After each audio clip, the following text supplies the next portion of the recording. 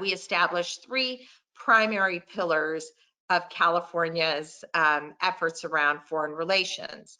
One is trade, the second is immigration, and the third is climate change. So in the area of trade and commerce, a couple of points about California's profile in the world, again, pre-COVID statistics. So our two-way trade in 2019 totaled nearly $600 billion. We are one, depending on the metrics, or the leading state in the country for attracting foreign direct investment.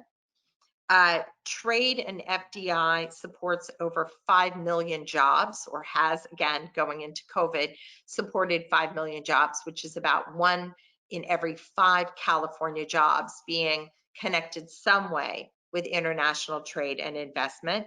And they tend to be good jobs, which pay an average of about 30% more than the average wage in our state.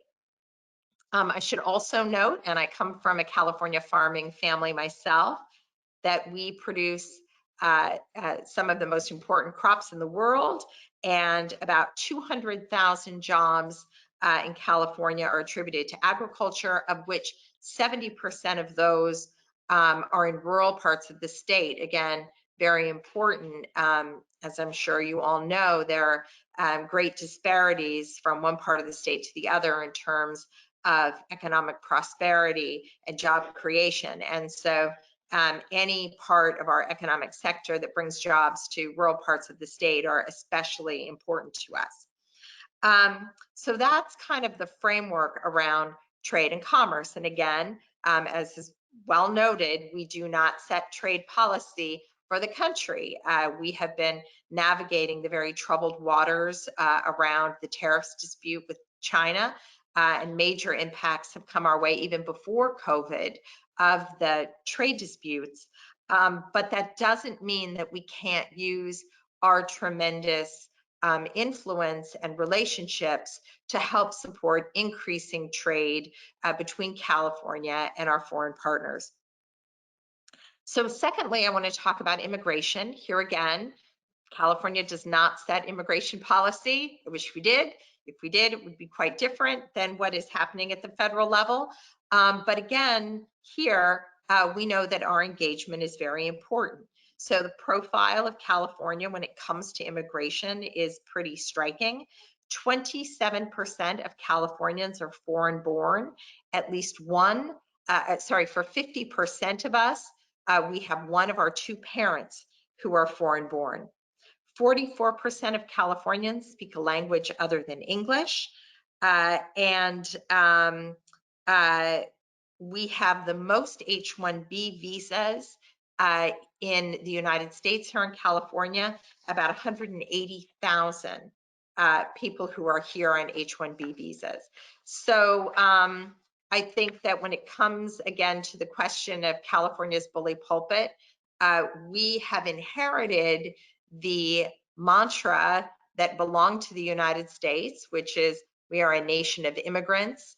As you know, the federal government took that off of many of the federal websites and is not trumpeting that as an asset internationally for our country.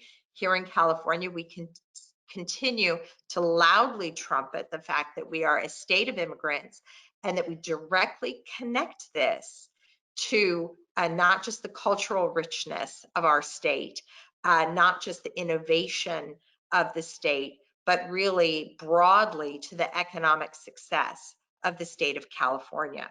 And that's important for us to talk about it. On a very technical level, for the first time last year, the governor allocated state resources to help support asylum seekers who found themselves on the California side of the border without the kind of federal reentry support programs that had existed in the past. So finally, I want to talk about climate change. And I think that of the three pillars of California's foreign relations, the ability to engage on the issue of climate change is the one where we have the most latitude. So California leads on green technology and green finance.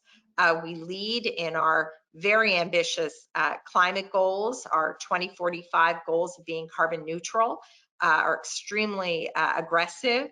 And we are pioneers in zero emission vehicles because, of course, in order to meet our 2045 goals, with so many cars on the road in California, we have to do quite a bit to transfer and transition into more ZEVs.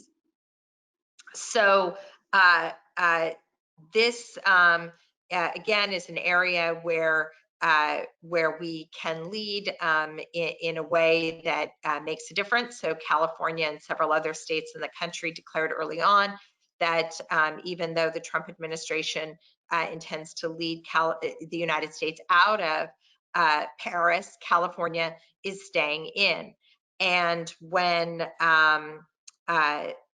early on in 2019, just a few months after taking office, I think two months after taking office, I was invited, the governor was invited, of course he could not attend, but we were separately invited, but I went to China for the Belt and Road Initiative, obviously quite controversial for the country. And again, not my intention to subvert federal foreign policy, but rather to talk about what California is doing in the area of climate change. So the only issue that I brought with me to China, to Belt and Road, was how incredibly important it is for China in their efforts to be a global leader, to understand and to recognize that putting climate at the top of the agenda in all of their Belt and Road projects was very important. So we made that case. I'm sure everyone is thinking, well, wait a second, they're not doing a very good job at that in terms of their Belt and Road projects outside of China. It's true. But every time we have an opportunity to take the stage and to advocate for foreign countries taking climate change seriously, we do it.